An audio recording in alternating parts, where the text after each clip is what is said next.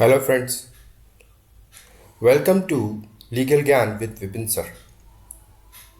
And today is very important lecture on a very important topic about exception of BNS in chapter 3.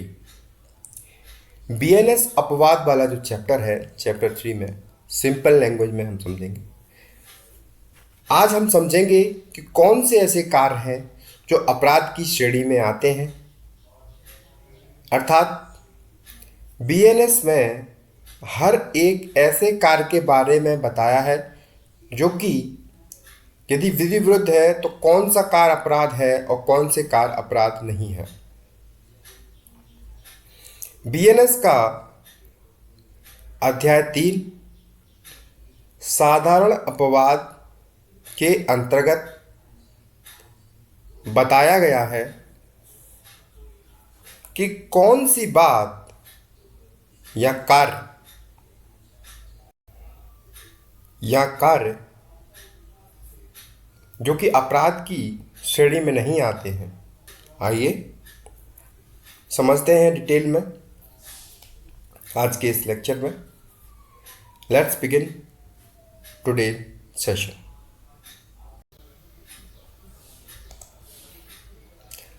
Chapter 3 general exception की बात करता है, यानी साधारण अपवाद के बारे में। सेक्शन 14 सबसे पहला अपवाद क्या बताता है कि act done by a person bound और by mistake of fact believing himself bound means act done by a person, एक व्यक्ति के द्वारा ऐसा कोई कार्य है जो अपने आप को वो कार्य करने के लिए बाउंड समझता है। ओके, अपने आप को वो कार्य करने के लिए क्या समझता है कि भाई ये काम करने के लिए तो मैं बाउंड हूं, है ना। या of bye mistake of fact, या किसी तथ्य की भूल के कारण अपने आप को ये विश्वास मानता है कि ये काम करने के लिए मैं बाउंड हूं बाय लॉ, है ना। Nothing is an offence which is done by a person who is or who by reason of mistake of fact, not by reason of mistake of law, in good faith believes himself to be bound by law to do it। तथ्य की भूल के कारण, ना कि विधि की भूल के कारण, तथ्य की भूल के कारण वो ये अपने आप को समझता है या अपने आप को विश्वास करने का उसके पास कारण होता है सद्भावपूर्वक कि विधि द्वारा ये काम करने के लिए मैं आबद्ध हूं, उसको ऐसा लगता है। तो यदि वो ये काम ऐसा करता है तो वो एक्ट अपराध की श्रेणी में नहीं माना जाएगा। ये इलस्ट्रेशन के माध्यम से समझते हैं। A soldier fires on a mob by order of his superior officer. ये एक जो सैनिक है फायर करता है एक भीड़ पर by order of his superior officer, अपने सुपीरियर ऑफिसर के आदेश से अनुसार, in conformity with the commands of law, in conformity with the commands of law means विधि के भी ऐसे आदेश होते हैं कि हाँ गोली चला सकते हो। Means A has committed no offence, because विधि आपको ये बताती है कि यदि आपके ऑफिसर ने आपको आदेश दिया है तो then you have to obey that rules and your superior orders. आपको वो मानना ही पड़ेंगे। तो मीन्स आप वो काम करने के लिए आबद्ध हैं, then you have committed no offense। Next B illustration क्या कहता है? A an officer of court, court का एक अधिकारी है A, being ordered by that court to arrest Y, court order करता है कि वाई को अरेस्ट करो, एंड आफ्टर ड्यू इंक्वायरी, और समुचित पूछताछ करने के बाद believing Z to be Y, arrest Z कुछ पूछताछ करने के बाद वाई को गिरफ्तार करने के बजाय जेड को गिरफ्तार कर लेता है। जेड जेड को वाई समझ लेता है और वो जेड को गिरफ्तार कर लेता है। एक हैज कमिटेड नो ऑफेंस। न्यायालय का अधिकारी का ए वाई को गिरफ्तार करने के लिए न्यायालय द्वारा आदेशित किए जाने पर और जांच करने के पश्चात यह विश्वास करके कि जेड ही वाई है, वाई को गिरफ्तार कर लेता है। ए ने कोई अपराध नहीं किया है, बिकॉज यहां पे क्या है, मिस्टेक ऑफ फैक्ट, तथ्य की भूल है कि मुझे तथ्य समझ में नहीं आए थे, तथ्य की भूल हो गई थी, मैं समझा कि यही वाई है और मैंने उसको गिरफ्तार कर लिया। ए ने कोई अपराध नहीं किया। That is the section 14। Okay, now come to the second section 15 कहता है एक्ट ऑफ जज when acting judicially. Act of जज, न्यायाधीश का कार्य, कब? जब वो न्यायिक रूप से कार्य कर रहे हो। Acting judicially means nothing is an offence which is done by a जज। कोई भी कार्य अपराध नहीं है जो एक जज के द्वारा किया गया है। कब? When acting judicially in exercise of any power which is or which in good faith he believes to be given to him by law. सद्भाव पूर्वक ये विश्वास करते हुए अपनी विधि के द्वारा दी गई जो पावर्स हैं उनको एक्सरसाइज करने में जुडिशियली वो एक्ट कर रहा है, तो कोई भी कार्य अपराध नहीं है। कोई बात अपराध नहीं है जो न्यायिक रूप से कार्य करते हुए किसी न्यायाधीश द्वारा किसी ऐसी शक्ति के प्रयोग में की जाती है जिसके बारे में उसे सद्भाव पूर्वक ये विश्वास है कि उसके पास वह है या उसे विधि द्वारा दी गई है। Okay, then 16 act done pursuant to judgment और ऑर्डर ऑफ कोर्ट। न्यायालय के निर्णय या आदेश के अनुसरण में किया गया कार्य। निर्णय या आदेश के अनुसरण में किया गया कार्य, जजमेंट और order of court. Nothing which is done in pursuant of or which is warranted by the judgment of order of the court or court. If done whilst such judgment or order remains in force. Okay? कोई बात जो किसी न्यायालय के निर्णय या आदेश के अनुसरण में की जाए या उसके द्वारा समर्थित हो, यदि वह उस निर्णय आदेश के रहते कि आदेश है, अभी आदेश निकला नहीं है, आदेश की डेट नहीं निकली है, अपराध नहीं है, चाहे उस न्यायालय ऐसा निर्णय या आदेश देने की अधिकारता न रही हो, अब नहीं है, परंतु यह तब जबकि वह कार्य करने वाला व्यक्ति सद्भाव पूर्वक विश्वास करता हो कि उस न्यायालय को वैसी अधिकारता थी। ओके, यानी कि न्यायालय के आदेश, निर्णय और आदेश के अनुसरण में किया गया कोई कार्य अपराध नहीं है यदि उसका एग्जीक्यूशन करने वाले व्यक्ति को यह विश्वास हो कि न्यायालय को ऐसा जजमेंट और निर्णय देने की पावर थी। The court may have no jurisdiction to pass such judgment or order, provided that this person doing the act in good faith believes that the court has such jurisdiction. भले ही court को power नहीं थी, लेकिन जो व्यक्ति exercise कर रहा है उस ऑर्डर का, उसको ये पता था कि न्यायालय के पास पावर थी, तो उस व्यक्ति ने यदि उस आदेश के अनुसरण में कोई कार्य किया है तो वो बात अपराध नहीं मानी जाएगी।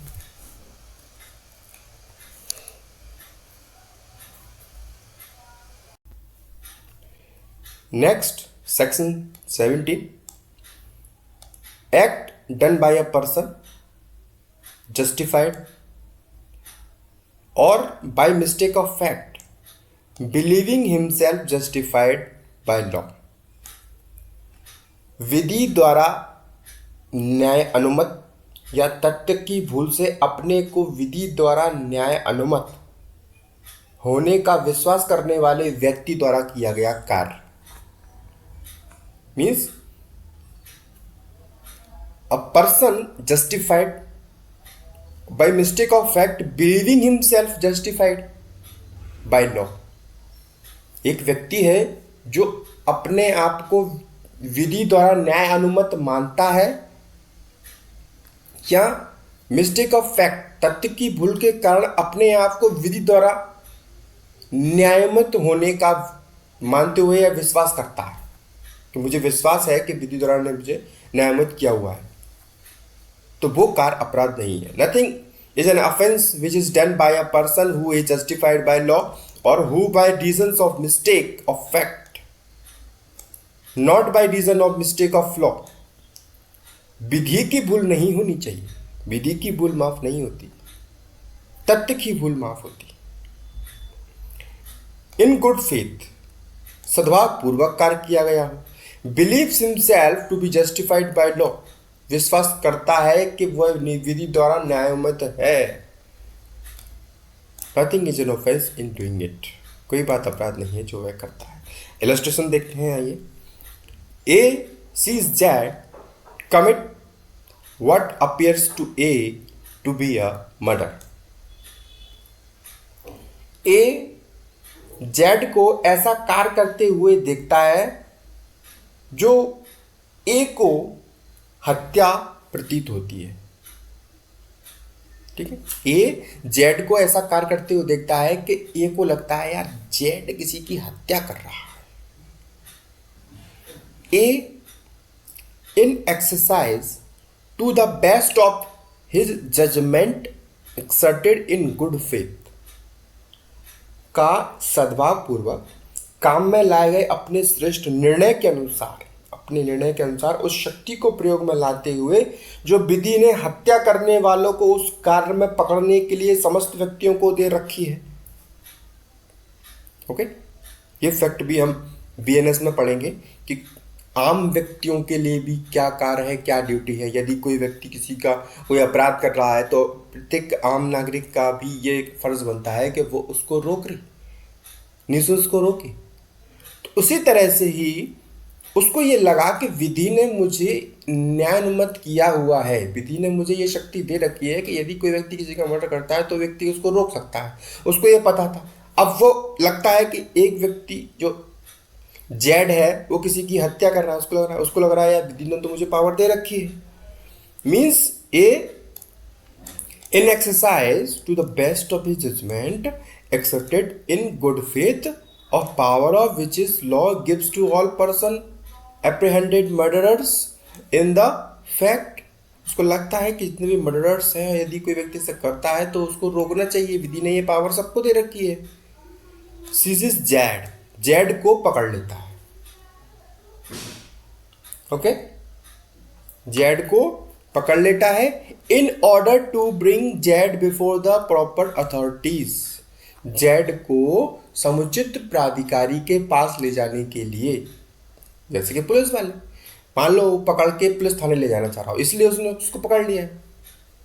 तो A has committed no offence, तो ए ने कोई अपराध नहीं किया है। वैसे तो कोई व्यक्ति यदि किसी को पकड़ लेता है, क्यों भाई कहाँ जा रहे हो, नहीं मुझे छोड़ दो, मैं नहीं छोड़ूंगा, मेरे पास लॉ ने मुझे पावर दे रखी है। अरे तो बिना वजह क्यों पकड़ रहे हो आप, उसको सदोष अवरोध कारित कर रहे हो, बिना वजह किसी को पकड़ रहे हो तो आप भी एक ऑफेंस कर रहे हो। यहाँ पे क्या है, वो व्यक्ति उसको लगता है कि वो व्यक्ति उसको मर्डर कर रहा है किसी का, उसको रोकना चाहिए, विधि ने मुझे पावर दे रखी हुई है, और वो उसको पकड़ लेता है ले जाने के लिए समुचित प्राधिकारी के पास, पुलिस वालों के पास, थाने में ले जाने के लिए उसको पकड़ लेता है। Then A has committed no offence though it may turn out that, बाद में हालांकि ये पता चलता है कि Z was acting in self defence, कि जेड तो अपने ही सेल्फ डिफेंस में काम कर रहा था, किसी का मर्डर नहीं कर रहा था। आपने उसको बिना वजह पकड़ लिया, वो तो खुद अपनी जान बचाने के लिए सामने वाले को मतलब उस पर प्रहार कर रहा था, जो कुछ भी मारपीट कर रहा हो, आपने जेड को ही पकड़ लिया। बाद में ये पता चलता है it's a mistake of fact, तथ्य की भूल है, तथ्य की भूल के कारण उसने ऐसा किया कि भाई मुझे नहीं पता था कि ये सेल्फ डिफेंस में काम कर रहा है, मुझे तो लगा कि ये उसका मर्डर कर रहा है, इसलिए मैंने उसको पकड़ लिया कि भाई मैं तो उसको थाने ले जाऊंगा। बोलो ठीक है, कोई बात नहीं। तो A has committed no offence. Clear? Now come to the next section 18। Section 18 कहता है accident in doing a lawful act. Lawful act करने में भी यदि कोई एक्सीडेंट हो जाता है, आपसे कोई दुर्घटना बस से कोई काम हो जाता है, आप लॉफुल एक्ट कर रहे हो, विधिपूर्ण कार्य कर रहे हो, कोई विधि विरुद्ध कार्य नहीं कर रहे हो, वो करने में भी यदि कोई एक्सीडेंट हो जाता है गलती से, तो आपने कोई अपराध नहीं किया है। आइए देखते हैं। Nothing is an offence which is done by accident और मिसफॉर्च्यून। दुर्घटनावश हो जाता है, दुर्भाग्यवश हो जाता है, and without any criminal intention. आपका कोई क्रिमिनल इंटेंशन नहीं है, आपराधिक आशय नहीं है आपका, और नॉलेज, आपराधिक ज्ञान भी नहीं है आपको। मुझे नहीं पता कि ये चीज़ अपराध है, मेरा तो उससे ऐसा कोई मारने का कोई आशा ही नहीं था किसी को, ये काम करने का।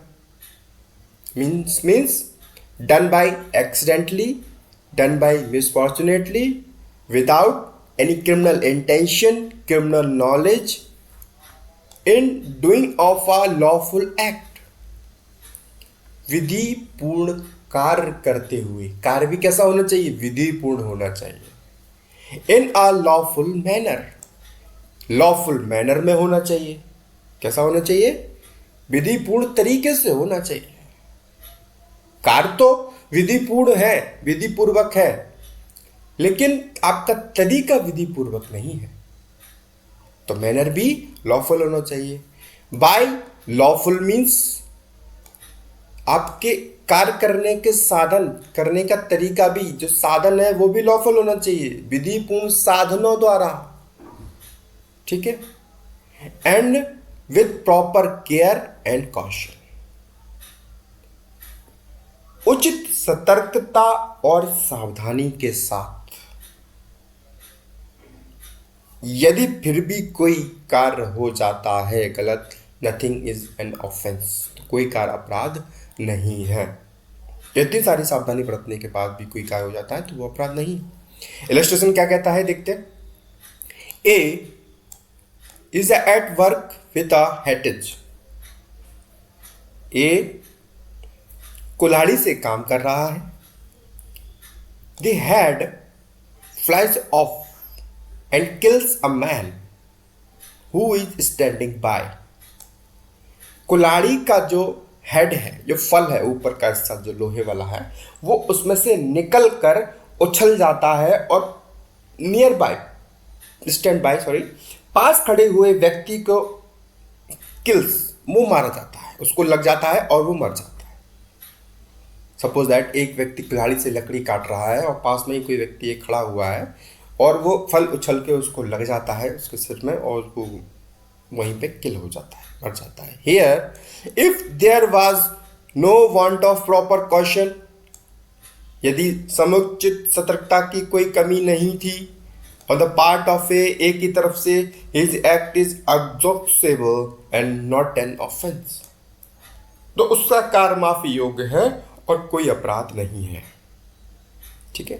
ये बहुत ही सतर्कता बर रहा है, मात्रा बरत रहा है। मान लो ये अपने प्रांगण में ही लकड़ी काट रहा है एक घर के बाहर, और समय सतर्कता मतलब उसने बाड़ वगैरह सब लगा के रखी हुई है, और इतने में बाहर कोई व्यक्ति खड़ा हुआ है, उसने उसको कहा भी दो तीन बार कि भाई यहाँ से हट जाए यार, मैं लकड़ी काट रहा हूँ, तुझे लग ना जाए, है ना?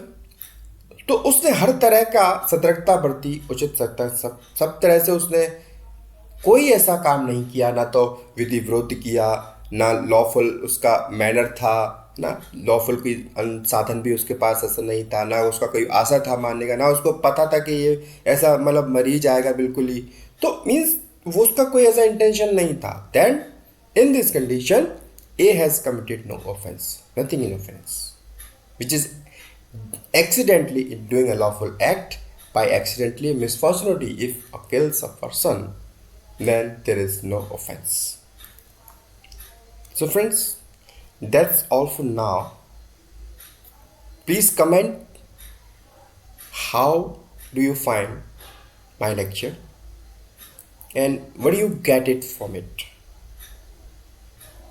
आप बताएं कि आपको क्या डाउट है, जो भी आपके क्वेश्चन है आप कमेंट में मुझसे पूछ सकते हैं। आपको पढ़ाने का तरीका मेरा कैसा लगा आप बता सकते हैं।